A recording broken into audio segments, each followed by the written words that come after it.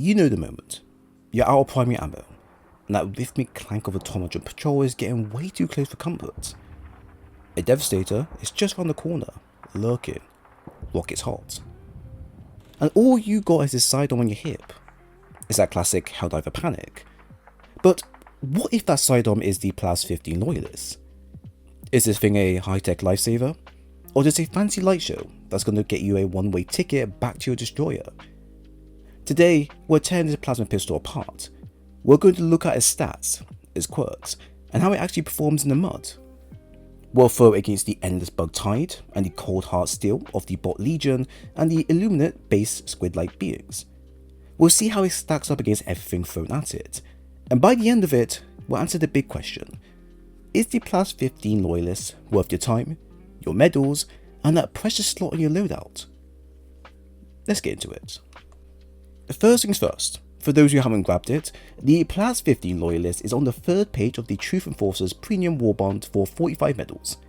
Think of it as the little brother to the PLAS-101 Purifier. It bottles that same plasma spewing energy into a one-handed package instead, nimble and pretty powerful. Take a look at the stats. We have the following: damage rate 125, fire rate 1000, capacity 7, recoil 6, reload 8.5 seconds, and armor penetration medium. The real magic of using this gun is within its firing modes, even if the gun doesn't spell it out for you. You can tap fire for a quick zappy bolt, or you can hold the trigger to charge up a much more bigger boom.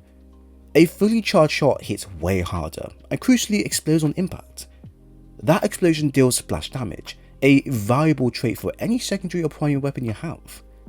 The damage it does can be a bit funky to pin down, but a charged shot is going to hit for about 125 damage before you even factor in that explosion. But here's the real kicker: this pistol has the medium armor penetrating trait. That's a game changer for a sidearm, and the number one reason this weapon deserves a closer look. It means you can crack open enemies that would just shrug off standard issue pistol rounds. But there's a really important detail here that the game doesn't generally tell you. The direct hit from a quick uncharged tap only has light armor penetration.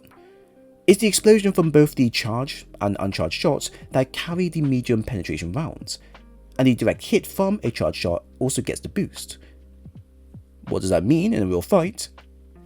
If you want to punch through armor, you either need to land direct hits with a fully charged shot, or let the splash damage do the dirty work. It's a small nuance, but it completely changes how you use the weapon. Against the Termites, the Loyalist is a crowd control beast. Its main job here is clearing hordes. When you see a wave of scavengers and hunters rushing at you, a few charged shots into the middle of the pack can turn a scary swarm into a pile of limbs. It's also great against hive guards and biospewers, where that medium armor penetration does serious work. However, like we said, it will struggle against the faster bugs because of its projectile speed being quite slow, and while it can hurt a charger's exposed backside, it's not the tool you want for cracking heavy armor. But against the automatons now, this is actually where the PLAS-15 Loyalist becomes an absolute monster. I call it a top tier bot killer, period. The automaton army is built on medium armor, scout striders, devastators, you name it. The Loyalist ability to crack armor from a secondary slot is absolutely priceless. This opens up your whole loadout. You can run an anti-horde primary like the Breaker, and an anti-tank support weapon like the Quasar Cannon, knowing that your sidearm has the medium armor infantry covered just in case. And how about the illuminate while we're here? The weapon performs just how you would expect it would against an army of medium to light armored infantry, exceptionally well. Against the roteless, it can dissemble a wide number of them within one full blast, and against the overseers, it can actually quite easily kill them within 3 to 4 direct shots. However, you may struggle to use this against the elevated overseers, who are more fast and nimble to fight against when using the following, because like I said before, the projectile it produces is quite slow. I would also not recommend you try this against the flesh mobs, as although it does significant damage against them, you are very limited on ammo to pull this off. Only in drastic situations I would recommend using this against them. Now, before we move on to the next section, if this breakdown helped you figure out your next loadout for Managed Democracy, do me a solid favour and hit that like button. It really helps out. And think about subscribing for more Helldivers 2 guides, analysis, and just basic videos. I want to hear from you down in the comments. What's your go-to secondary? Have you been running the Loyalist? And what's the most clutch play you've made within it? So let's talk about why you should even think about even picking this thing up. In a word, versatility. This sidearm solves problems that other secondaries just can't touch. Let's start with the beautiful combo of splash damage and medium armor penetration. A patrol automaton devastators in their bulky armor. The Loyalist eats them for breakfast. A charged dot can stagger them, and a few more will rip them apart. How about a pack of barrel spewers or hive guards on the bug front? The Loyalist has the punch to hurt them, where most sidearms fail. The weapon turns your secondary from a last resort into a genuine tactical tool for taking out mid-tier threats. And that splash damage is also just important. Getting swarmed by smaller enemies like hunters or marauders is a fast way to die. With a normal pistol, you're going to pick them off one by one. With the Loyalist, you'll aim for the ground in the middle of the pack, and that explosion can clear out multiple enemies within a single, well-placed shot. Having that kind of crowd control from your sidearm is huge. It's a get-out-of-jail-free card when you're cornered, and it makes it arguably the best secondary for clearing out bug egg nests on the eradication missions. For a weapon that's packing this much heat, the recoil is surprisingly low, and since it's one-handed, you can charge up a shot while sprinting, letting you reposition and prepare a more powerful blast at the same time. Of course, no weapon's perfect.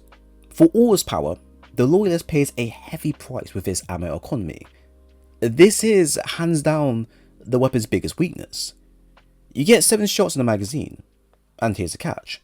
A quick tap and a full charge blast both consumes 1 round. Every shot counts. You will burn through your spare mags faster than you say for liberty. The high damage helps, since you're hopefully killing more with less, but that dwindling ammo count adds a ton of pressure. A full resupply pod will top you off, but grabbing a loose ammo box on the ground only gives you back a couple of magazines. The Loyalist is a hungry weapon that needs constant feeding, and that can be a massive liability on long missions where you're cut off from general support. Just like the Purified rifle, it fires a plasma bolt that has travel time. You have to lead your shots, especially against fast movers like stalkers and hunters. There is a general real learning curve behind it, and it's painful to watch your limited ammo sail right past its targets at times. Finally, that explosive power is also a double-edged sword. At range, it's fantastic. Up close, it is a huge liability. If a bug gets a jump on you, and you panic fire a charged shot at your feet, it's gonna hurt, or if not, kill you. This makes it a surprisingly bad choice for those "oh god, it's right on top of me" moments, forcing a totally different mindset than a spray and pray redeemer. So after all that, we're back to the big question. Is the PLAS-15 Loyalist worth your time?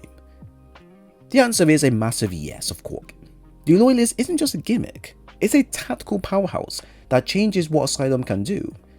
It's a mix of high damage, aerial effect splash, and most importantly, medium armor penetration, making it one of the most versatile and potent secondary weapons in the game. Of course, we know what the main number 1 sidearm is. Sure, the ammo economy is a bit rough and demands trigger discipline, and yes, there is a bit of a learning curve to leading your shots, but the trade-off is absolutely worth it.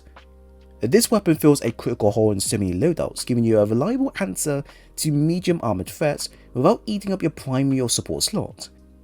It dominates the automaton warzone, and works as an amazing crowd control tool against the termites. This is a sidearm that doesn't just save you when your primary runs dry. It's a weapon you'll pull out on purpose to solve problems. It's a lifesaver, a problem solver, and a whole lot of fun. It is 100% worth your time. And if you want it, it doesn't really cost that much. So there we have it. I hope you all enjoyed the video. If you have any thoughts on the content shared or genuinely like what was shown, then please leave a like, a comment, and subscribe for more future stuff. It was great seeing you again, Helldivers, and I hope to see you again soon.